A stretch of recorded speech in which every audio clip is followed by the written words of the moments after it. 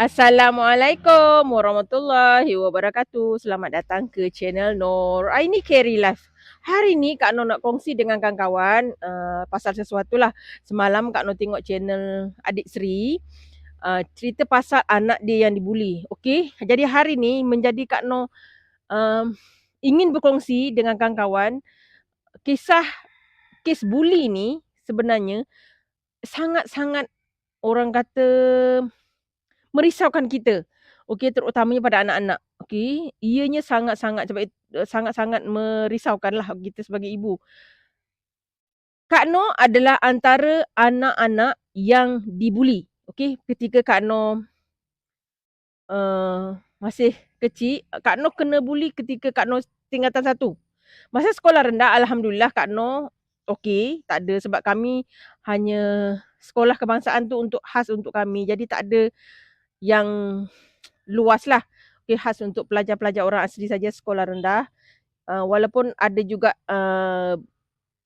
berlaku sedikit buli dari guru-guru, tapi benda tu kita tak boleh nak kata apalah. Okey. Ketika Kak Noh sekolah menengah, ni Kak Noh kongsi ya sebab Kak Noh kisah adik Seri tu menyebabkan Kak Noh tentang pasal anak-anak dia, jadi Kak Noh ingin berkongsi. Hakikatnya ada dan bukan setakat Kak Noh, malah anak-anak Kak Noh. Okey, Kak Noh kongsi kisah Kak Noh dulu. Kak Noh ketika dari tingkatan 1, Kak Noh sekolah di sekolah menengah di daerah Kuala Langat. Okey, sekolah yang pernah Kak Noh kongsi dengan kawan-kawan dulu. Sekolahnya ramai. Okey, ini Kak Noh tak cerita pasal kaum atau apa ya, sebab buli ni di mana-mana ada. Jadi kita tak perlu sebut pasal kaum atau apa, tapi memang buli tu di kalangan pelajar-pelajar. Okey. Kak Noh setelah tingkatan 1, Kak Noh kerap dibuli. Hampir setahun tu Kak Noh bersekolah. 1 tahun tu lah mungkin adalah 2, 3 kali, 4 kali saja yang Kak Noh terlepas dibuli secara sengaja ataupun tak sengaja. Okey. Yang dibuli adalah rakan kelas Kak Noh sendirilah, lelaki ya, lelaki. 2, 3 orang. Kalau tak dia ni, dia ni. Kalau tak dia ni, dia ni. Buli dia bila kita kadang-kadang Kak Noh salah sikit sebut ke atau salah cakap dengan dia ke, Kak Noh akan ditumbuk ya, ditumbuk di sini, di kiri dan kanan ataupun di belakang. Percayalah, lebam ni sebab ditumbuk kuat. Dia Kak Noh ni tingkatan 1, Kak Noh kecil je. Sekarang ni pun tinggi Kak Noh 151 saja. Jadi badan Kak Noh dulu terlalu kurus, tu kurus sangat-sangat. Masa tingkatan 1, jadi Kak Noh kerap ditumbuk. Bukan di muka lah tapi di badan. Tapi lebam di kiri, kanan dan di belakang Kak Noh tu tak pernah hilang. Ya, tak pernah. Maknanya hilang yang ni, belum hilang ni dah ada ni. Belum hilang ni ada ni. Hampir setiap waktu sekolah. Maknanya kita sekolah 5 hari kan. Mungkin hari Rabu ke, hari Jumaat ke tak kena. Tapi lebih tu kena. Selama setahun. Okey. Ada je bila Kak Noh terlanggar ke dia kan, kadang-kadang kita dalam kelas kan, kadang-kadang kita tumpang-tumpang gelak kan. Dia datang tu pak gitu. Dia datang je tak. 3 orang ni memang orang kata hero lah dalam kelas tu. Kak Noh rasa kawan-kawan lain tak kena kot. Tapi Kak Noh ni memang orang kata punch back dorang lah. Dia belasah tu memang lebam kawan-kawan. Lebam. Lebam sangat-sangat. Okay, sebab kita perempuan badan kurus. Dia tumbuk tu memang sesuka hati dia. Pam gitu. Kadang-kadang kita salah, apa sah? Apa sah? Apa mau? Apa mau? Pom gitu. Bukan sekali ya. Kadang-kadang 3 kali dia ditumbuk. Jadi tempat yang sama. Jadi biru. Tapi Kak Noh dulu, sebab kita tak tahu istilah buli itu, jadi kita senyap. Balik asrama macam biasa, penyelia pun sebab kita pakai baju panjang kan, jadi tak nampak kita punya tu. Bila kita mandi tu nampak. Kak Noh selalunya menyembunyikan diri lah. Bila mandi kat asrama tu Kak Noh akan menyembunyikan diri sebab Kak Noh tak nak nampak kesan lebam di badan Kak Noh. Tapi syukurnya mental Kak Noh tu tak, orang kata tak rosak lah. Macam takut nak pergi sekolah ke jumpa dia, tak. Alhamdulillah tak. Lepas tu Kak Noh dibuli juga oleh seorang pelajar perempuan yang sebenarnya macam Kak Noh cakap, buli tu di kalangan semua bangsa. Okay, yang buli Kak Noh yang perempuan ni ialah kira kawan dan sedara juga dengan Kak Noh. Yang tu Dia lebih banyak play victim lah. Dia macam play victim. Kalau dia buat tapi dia orang marah dia, dia akan menyunukkan dia yang salah, kita yang salah pula sebab buat dia nangis kan. Padahal dia buat kita dulu. Dia sapu Kak Noh tengah tidur sebab kebetulan guru tak ada. Dalam sesi satu pelajaran tu tak ada kan, guru akan datang ke kelas 45 minit kan ke satu pelajaran. Jadi selama 45 minit tu kita main-main lah dalam kelas. Lepas tu Kak Noh tidur, dia sapu liquid paper, lukis paper lama dulu kan pakai bros tu kan. Yang tu disapu kat kepala Kak Noh ni buat macam uban. Bila Kak Noh bangun, Kak Noh nangis. Kawan lain pujuk, dia pula play victim, dia kononnya yang Kak Noh ni tak boleh dibuat gurau. Akhirnya Kak Noh yang kena. Okey, orang lain buat bising, dia bagi nama Kak Noh dekat ketua darjah, akhirnya Kak Noh yang dicubit oleh guru, katanya Kak Noh yang buat bising. Macam itulah. Okey. Itulah pengalaman Kak Noh. Dibuli selama setahun. Setahun kawan-kawan. Tapi Kak Noh, untungnya mental Kak Noh tak koyak lah. Tak koyak. Alhamdulillah. Orang kata masih boleh. Bersekolah macam biasa. Menghadapi pelajaran macam biasa.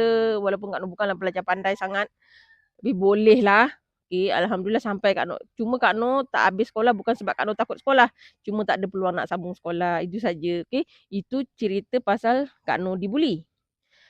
Anak-anak Kak Noh, pernah anak Kak Noh yang nombor 2 tu dibuli pasal bangsa. Kak Noh orang asli, kadang-kadang ada sebutan khas bagi orang India yang kurang cantik yang didengar kan. Kulit anak Kak Noh ada kata, kau ni coklat. Lepas tu anak Kak Noh akan datang. Pernah suami Kak Noh datang kat sekolah untuk daftar anak. Tapi ada pelajar yang kawan-kawan dia datang, dia kata, kau anak India Kau anak India Kau anak asli saja dicetus yang macam tu, dia orang sambil gelak-gelak. Suami Kak Noh ni dah marah tapi dia masih menahan. Lepas tu dia jumpalah budak tu. Bagusnya anak Kak Noh ni, dia cakap tak apalah bah, tak apa. Tak apa, adik okey je kata dia. Tak apa. Tu anak Kak Noh yang tenangkan Kak Noh. Okay. Pernah basikal dia dibuang di parit yang dalam. Anak Kak Noh tu kurus, dibuang di parit. Kak Noh pergi cari, ambil, tengok dia tengah ambil basikal dia dengan berguling-guling. Nasib baik ada juga 2-3 kawan yang tolong angkatkan. Katanya anak Kak Noh ni tumpang gelak ke apa macam tu lah. Dibuang. Selalunya fizikal lah. Anak India, anak asli gitu kan.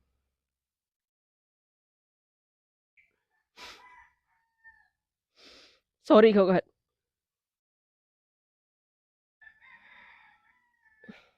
Kalau boleh, tetap ibu bapa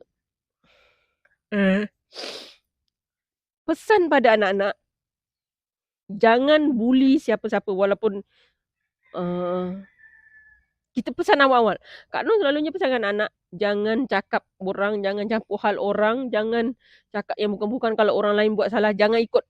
Sebab itu sangat-sangat tak cantik lah. Kadang-kadang kita kan sebagai mak, bila tengok benda tu berlaku, kita akan jadi macam, kenapa perlu ada begitu? Sebab itu kita kena bagi kesedaran pada anak-anak supaya jangan buat macam tu kat orang lain. Macam Kak Noh sendiri, bila kita dibuli, sebolehnya kita akan jangan jadi macam tu. Kita jangan buat untuk buli-buli macam tu. Sebabnya kalau orang yang jiwanya tak kental, akan rosakkan orang punya mental. Okay?